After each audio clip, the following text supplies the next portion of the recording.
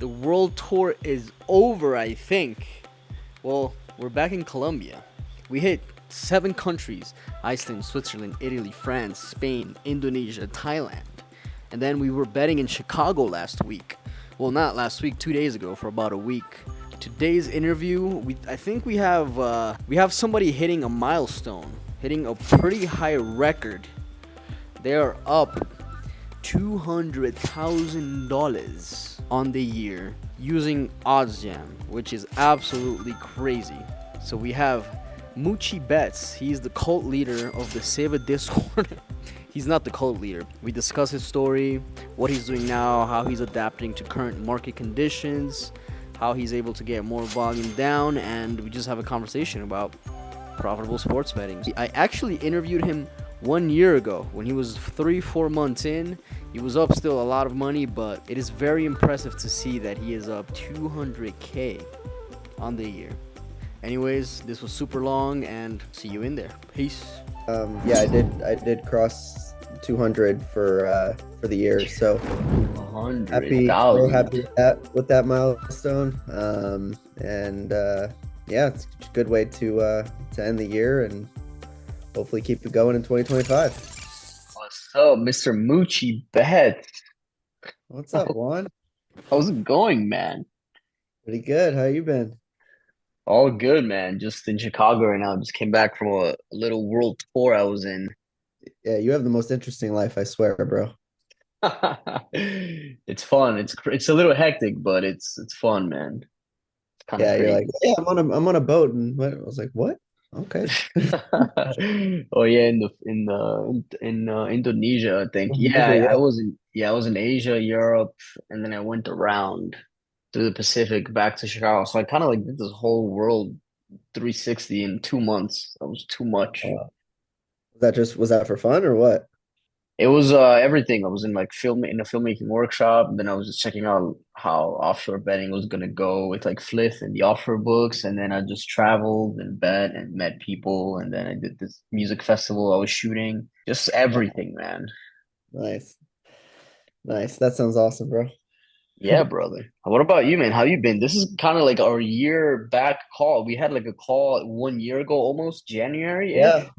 Yeah, something like that. Yeah. So it's been a minute. How But was yeah, things are good. Things are good. We're still always adjusting to the ever-changing landscape of sports betting. yeah. So, using a lot more offshores now and you know, Fliff and all of that, and haven't started up with some of the other exchanges, but certainly intend to do so. Because obviously the more books you have, the better. Yeah. Um, There's definitely this year like 4 or 5 more books or exchanges, whatever you want to call it, or social books opened, like Novig, Rebet, Profit got known. A lot of new stuff opened up, so that's good for us. What's the yearly profit looking like since our last call? Are you up another 6 figures since January? yeah, so we are. I don't remember exactly what date we had the call, but yeah, I did cross 200 for the year. So real 200,000. happy with that milestone. And yeah, it's a good way to end the year and hopefully keep it going in 2025. 200,000, dude. That's fucking amazing, bro. That's a grind. That's definitely a Yes, sir. grind. Yes, sir. So It's what? certainly been a grind, but it's been awesome. So Well, congrats, man. 200K is very interesting. What are you doing now? Arbs, live EV, pregame. What has changed? Because I know last time we spoke, you were just doing live arbitrage. I don't know what you're doing now, but basically, is yeah, what does so that so look last like? time we spoke, obviously things have changed a lot in the last 10 to 12 months, just in the sports betting landscape. So um when college basketball last year was on, I was really sticking to live arbs. Would just sit down from 6 to 10 and just grind out the live arbs. Obviously, books have gotten quicker to limit, and it's gotten a little tougher to do that. So I'm still doing that when I can, but have definitely incorporated other money making strategies into kind of my repertoire. So I'm doing a lot more pregame and live EV. Um, Okay. I'm doing I'm doing pregame arbs when I can, and really just taking whatever opportunities OddsJam alerts me of to try to hop on and make as much as I can. So there's definitely been more of a shift to EV for sure. Yeah. But yeah, that's kind of how it's been going. Yeah. Yeah, it's usually the natural progression. So you're just looking for any edge you can get pregame, whether that is EV or even live, and you're just smacking it. Are you doing everything you can, like player props, main markets, alternate Yeah, markets? so for player props, I'm only doing those on my heavily limited accounts. Obviously, as you know, player props aren't the best for account health. So Yeah. your typical FanDuel, DraftKings, like the ones that are already very limited. That's where I'll take anything and everything I can find. And with the other books that are have a little better account health and better limits, I'm staying away from player props for now still, and sticking to main lines and spreads and things like that. Yeah. The fun thing is that like the rules are pretty much the same, right? You're just looking for value wherever you can find it. Because a lot of people, I guess, listening to this are don't really know this as much, is that this is a game not really of just finding an edge, but this is a game of getting accounts and getting volume down as much as you can. So 100%. definitely take advantage, especially the people that have been donating for like the last couple of years to the books. Your accounts are worth gold. Oh So yeah. if you're coming from that side of just recreational, normal, just losing, then your accounts you can basically make all of that back plus way more. Yeah, Um, 100%. No, I wish I had more accounts that I degened on before I found OddsJam, that I was down a lot, because yeah, that account health and having all those opportunities is huge. So definitely take advantage of that if you guys do have that. yeah, I think when we spoke, you were running on some accounts that were your own accounts that you were like degening in the past or something like that. If I'm getting this right, I'm Yeah, not sure. And yeah. you were So like I still on the health, yeah, Yeah, so I was originally, I mean, for like 3 months, when I moved to Michigan in like August, September of last year. For the first few months, I hadn't found OddsJam yet, so I was, yeah, doing your typical degenning, definitely down overall on FanDuel, DraftKings, and those. So Jam in late November and really, kicked it into high gear in December, those accounts were primed and ready to go, because I was down a lot on them. So that definitely helped for a little bit and helped me maintain that account health for several months, and that's why I was able to live arb for so long. So yeah, that was definitely nice as kind of a starter. And then as the years gone on, I've had to get a little more creative, and dealing with the limits and all of that. yeah, So but yeah. yeah, okay. Well, getting a little bit into your strategy now. So do you have any specific filters that you set or any specific do you references as sharp books for your other plays, or you're just betting everything OddsJam shoots at you? What is that? How do you assess a bet if it's good for you or not? Yeah, no, definitely. So I think that, again, that's another thing that's changed. I think before, when I was doing, when it was a little more free and I was doing live arbs, and they weren't as quick to limit, around a year ago, I'd say Yeah. I was taking like 5% and above. That's really what I was looking for, as far as the ROI. Okay. At this point in time, I really am kind of just taking whatever I see. I've lowered the minimum percentage on EV to 3%, and the minimum percentage on ARBs to 2%. So and I'll kind of oscillate those dependent on how the slate is. So if we're on a Tuesday, with especially like during NBA Cup, when there was like one game and there wasn't a lot of volume, I'll kind of lower my minimum so that I'm taking anything and everything that I get. Um, when there's a slate like tonight, where basically every NBA team is playing, and you have Yeah. some college football, all of that, then I can be a little more selective and take the higher ROI ARBs and EV plays. So it kind of just dependent on the slate and the opportunities that are there, and kind of varying the strategy day by day based on that. Okay. That's good. Yeah. Basically, that's what you have to adapt. You know what I've been doing recently? I've been just trying to just look for middles.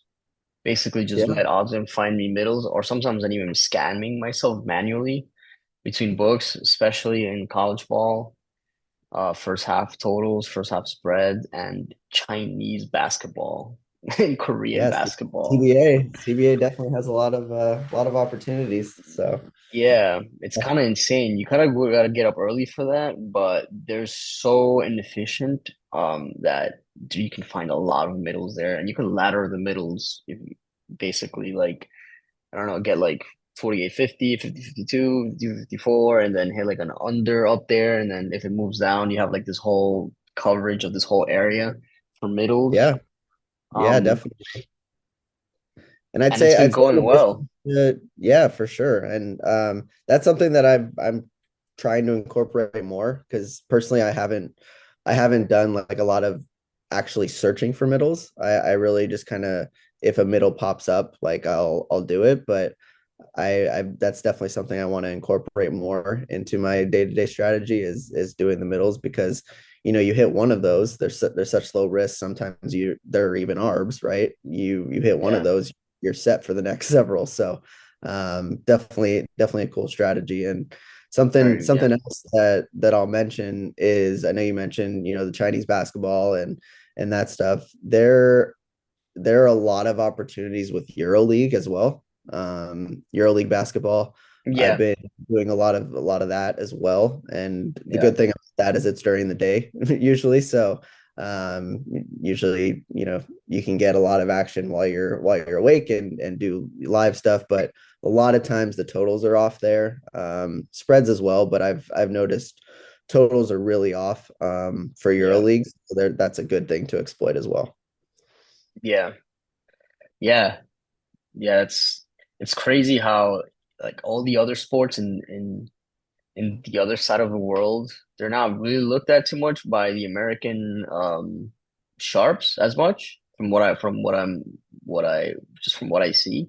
But even just being over there and meeting, it's funny. I met this sharp from South Africa, and he had to build his own software because there was no data scraping there, and the books there are so inefficient and so soft, and there's not really any market.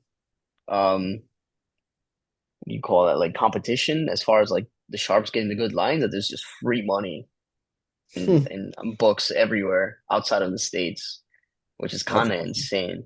Yeah, that's crazy. That's awesome. And I mean that's why, I mean, I'm sure people have heard Alex talk about it with esports, things like that, like markets that people don't know as much about. That's where you can find the most inefficiencies, because like you Yeah, said, then they're not as good as at setting the lines, and then there's a lot more chances to exploit it. So definitely to look into, as I guess people are trying to adapt to the new environment of yeah, sports. yeah.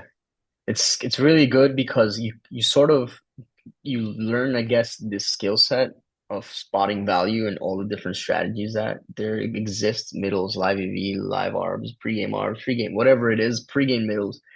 But once you understand how the sports betting market works as a whole, you kind of it's up to your imagination of how you can find ways to get volume down, even if it's outside of the States. Yeah, That kind of opens up this new way of making money, really. That's very new, actually. It's very new. It's very modern. I think this is like post 2020 that got really known as much. So the sky's the limit, really, yeah, with this definitely. skill. Absolutely. Absolutely. So what do you, so now I think last year we spoke, you were like just getting into this, but now how, like your friends and family now, like, oh, this guy's just a pro sports bettor, like a year in doing it. That's just something, you're just him now. Yeah, yeah, No more, no yeah. more skeptic. Yeah, I didn't have to I quit my 9 to 5 and this is what I do full time. So um, it's been great. I love the fact that I can do this. It's something that I genuinely enjoy. I had an interest in math and statistics in college and um obviously been a huge sports fanatic my whole life. So it just kind of combines all the things that I love and I feel like I'm doing what I'm truly meant to do. That's You know, I've, amazing. I've gotten a lot better at it over the past year as I've done it. Yeah. Repetition definitely helps a lot, and I'm still learning. I mean, I'm far into this, and have been doing this for a while, but I'm still learning, and you always have to be adapting to how things are changing. So yeah, Yeah. it's been I'm really glad that I've been able to do this and hope to continue it for years to come.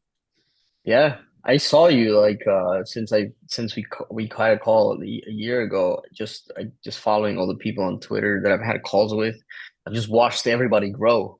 The ones that we've Yeah, had like interview calls or pods or whatever, and then like even a lot came together that were on the calls, like made a group. I think there's like a group on Twitter with like a lot of you guys that I interviewed. And it's just insane to see just the growth of everybody and just the continuity of just the profits, which is amazing. It's really yeah, good. and that's a great thing, with this community. I know I mentioned this last time we spoke, but this community is so awesome. I mean, everyone's willing to, answer questions and you can see everyone who posts about OddsJam or sports betting in general is always like send me a DM, happy to answer any questions. And that's not just, window dressing. That's 100% true. And Yeah, yeah, you mentioned that group that we have. There's like 15, 16 of us, and we're bouncing ideas off each other every day, new ideas. I all mean, day. yeah, all day, every day. And that's, I mean, that's how you grow and adapt. And so you get the sharpest minds together and really try to see what you can do. So yeah, I think that's a big component of this is as we progress is not feeling like, hey, I've made all this money, like I don't need to adapt my process. No, you always have to be open and willing to adapt because times are always changing and it's always going to be the books are always going to be adjusting and trying to get better at stuff at setting lines and finding sharp betters and things like that. So building those resources around you and having people that you trust and that's key to the longevity and success in this for sure. That's it. It's like a team thing, which is Yeah, amazing. that's against Um, the book. that's it, man. I think yeah, we pretty much covered everything I wanted to talk about. This was just kind of like a recall from the last call just to see how you were doing and how much everything has changed, and glad to see that you as well are still pushing, and 200K for the year is absolutely amazing, dude. That's high Thank you. income in the world. So Thank you. congrats on the grind, and I'm glad that you're cooking and you continue to cook Muchi. Appreciate Um, it. yeah, any last words for the people listening? This is Uh, mostly like people like I guess always kind of remind the people standing from behind the fence are still like, wait, what the hell is all of this? yeah, Come hop over. yeah. I mean the thing I would say, and what I say to a lot of people when I'm talking to them in my DMs who reach out about OzJam is it's okay to be skeptical when you see these big numbers that everyone's putting up. I was like that in back in November of 23. It almost seems too good to be true.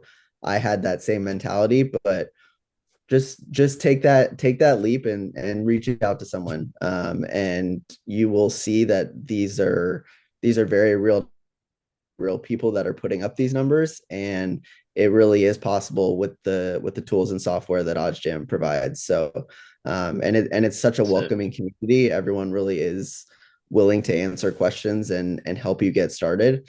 I would not be where I am today if I didn't have that guidance from people who were on OddsJam before I was. So reach out to someone you know that's on OddsJam, and you'll quickly see that this is not only real, but it's very possible to continue this and really take control of your own income, and that's what everyone wants to do. So That's it. definitely take that leap for sure. That's it, man. That's it. And yeah, if you guys have any questions, I'll leave our Twitters down here and see you guys in the next episode. Peace out.